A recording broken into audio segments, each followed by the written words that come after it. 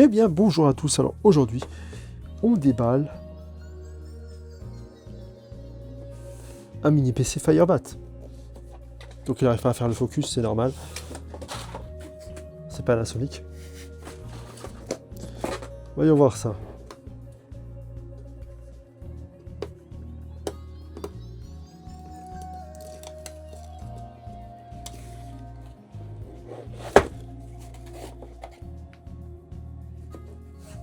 Alors, c'est pas un N100, hein, c'est sur Ryzen, c'est le Ryzen, je ne sais plus combien. Bon, vous avez l'habitude sur la chaîne que j'oublie des trucs, donc là on a, ouais, donc ça c'est le pied.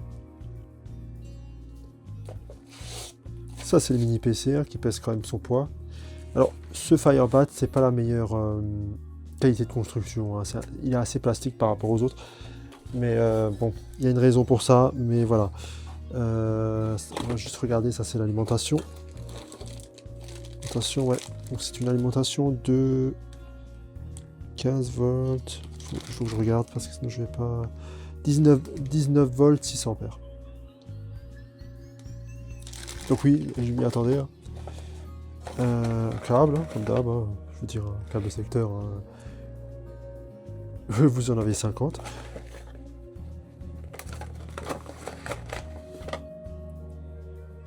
Un câble HDMI.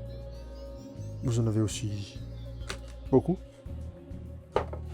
Ah, ça va. Franchement, qualité de construction, ça va encore.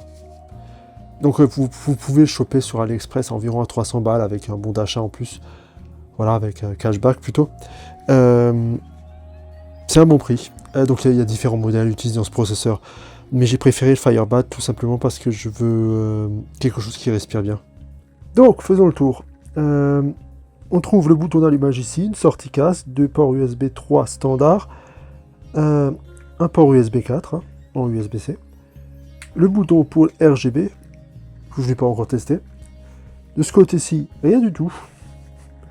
De ce côté-ci, la prise DC pour l'alimentation, un port 40G, donc ouais, c'est l'USB 4 quoi. Oui. Alors, pourquoi cette hésitation? Parce que sur mon PC principal de bureau, j'ai pas encore l'USB 4, je suis encore sur AM4, quoi, sur un 5950X, donc voilà, je cherchais pas à comprendre. Deux ports Ethernet 2.5, ça c'est très bien. On aimerait parfois avoir du 10, mais bon, voilà, c'est pas encore trop démocratisé, ça chauffe pas mal aussi. Port HDMI, donc c'est du 2.1 d'après ce que je sais. DisplayPort, port USB, port USB.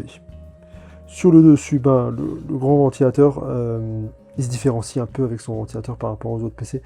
Il est un peu mieux refroidi, mais bon, les commentaires font que il fait un peu plus cheap. Voilà. Plus plastique que les autres. Souvent, ils sont en métal, les autres, mais moins bien refroidis. Donc voilà, c'est à vous de voir. En dessous, on a aussi un autre ventilateur, hein, donc pour refroidir le NVMe et la RAM, sûrement. Et bien sûr, donc c'est le Firebat MN56. Voilà. Je l'ai branché.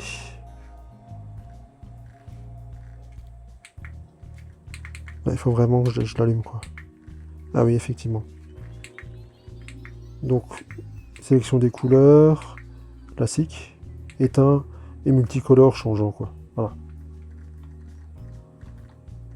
Moi, c'est mignon, je veux dire.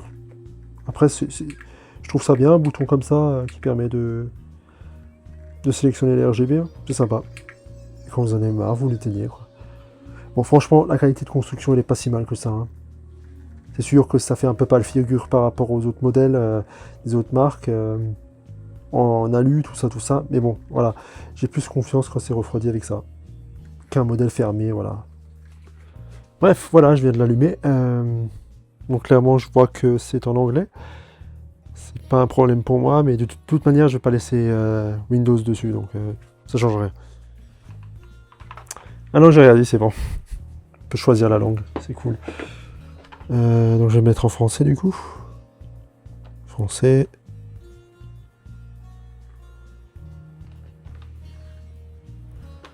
France.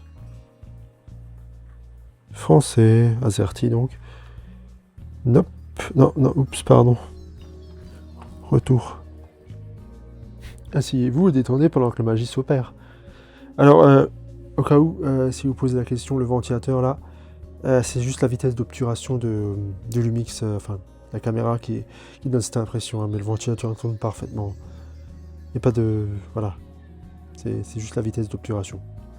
Accepter, blablabla, blablabla, blablabla, blablabla. Bon, c'est un bloatware, hein, Windows 11. Hein. Soyons francs, 2 secondes, c'est un bloatware. Donc Cinebench 2024. Donc je vais laisser tourner, donc déjà en multicore, ensuite single core, et je vais laisser core temp de côté là pour que vous puissiez voir les températures. Bon, ça sera en accéléré, mais voilà. Comme ça, vous avez une idée. Hein. Ça, c'est vraiment la configuration par défaut. J'ai rien modifié dans le BIOS, j'ai rien modifié de l'installation. J'ai vraiment, voilà, il y aura des choses sûrement à faire parce que bon, Windows 11 risque de dégager, mais voilà, ça sera sûrement Proxmox ou quelque chose, ou une distribution Linux. Donc voilà.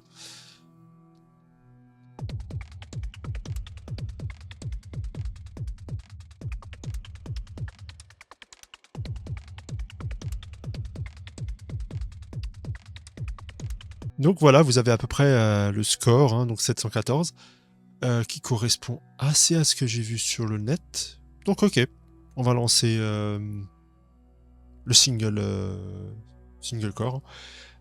Juste voir ce qu'il en est des températures, 85 degrés max. Ouais, c'est ça. Non, 86. C'est correct. En sachant qu'il est mieux refroidi que beaucoup de modèles.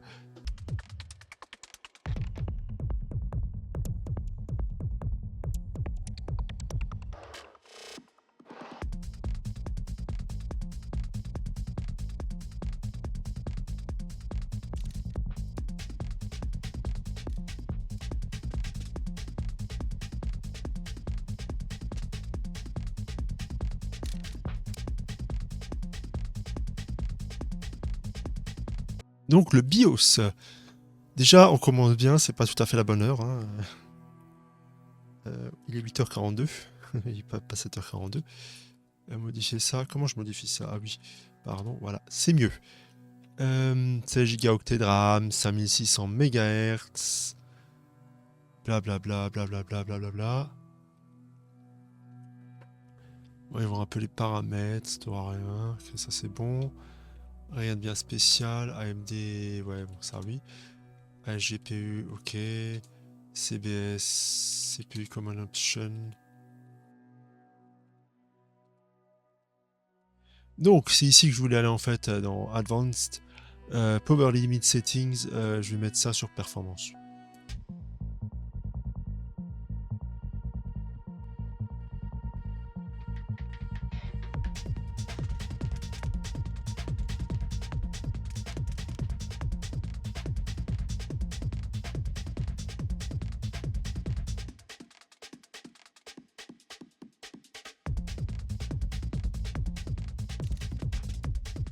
Donc comme vous pouvez le voir, on gagne énormément en multicore. Enfin énormément.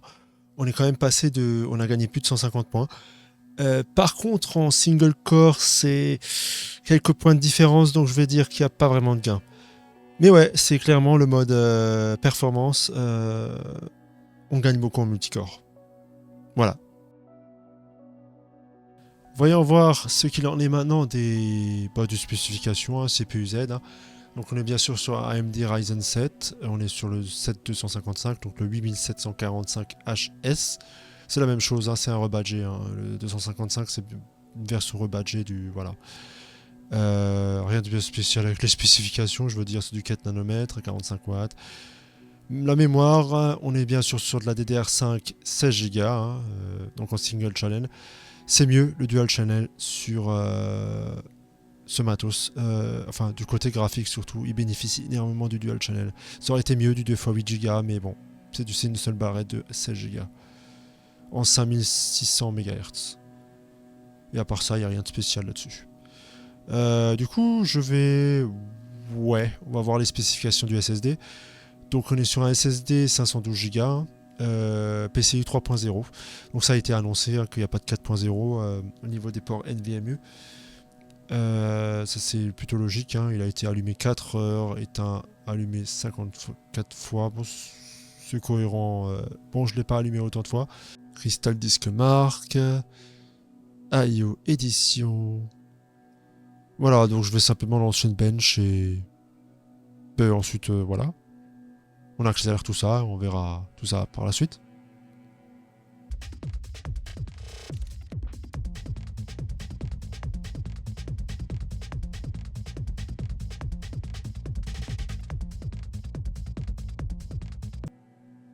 Et voilà, donc vous avez une idée des performances à présent.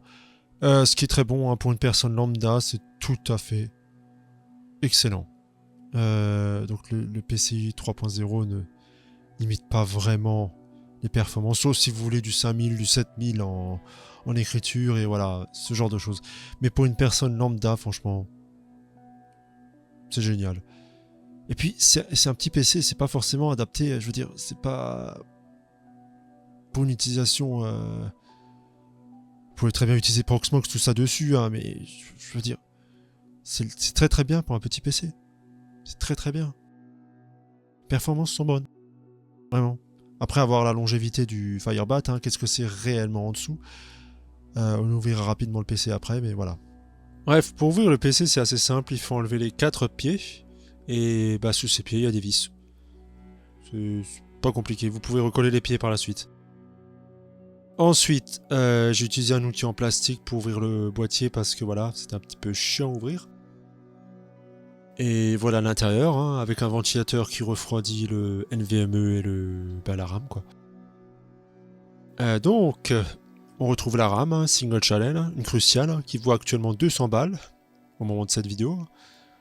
Le SSD, un Firebat, et un autre emplacement NVMe, bien sûr. Et à part ça, cette RAM-là, elle coûte la peau du cul. Et il y a bien un emplacement en dessous, ouais, il y a un ouais, c'est bien ça. Et là en dessous, il y a une carte Wi-Fi et Bluetooth. Et bien sûr, le port ici, il est en 3.0, pas 4.0. Voilà. Voilà, c'est la fin de la vidéo. Désolé pour le son, hein, le micro et tout ça. J'avais changé de configuration entre temps, donc voilà, c'est un petit peu compliqué. N'hésitez pas à me suggérer des choses, hein, si vous voulez plus d'informations sur le PC, des benches, des infos, tout ça. Je répondrai en commentaire ou en short, hein, si vous voulez. Et voilà, c'est la fin de la vidéo. C'est tout. A plus les gens.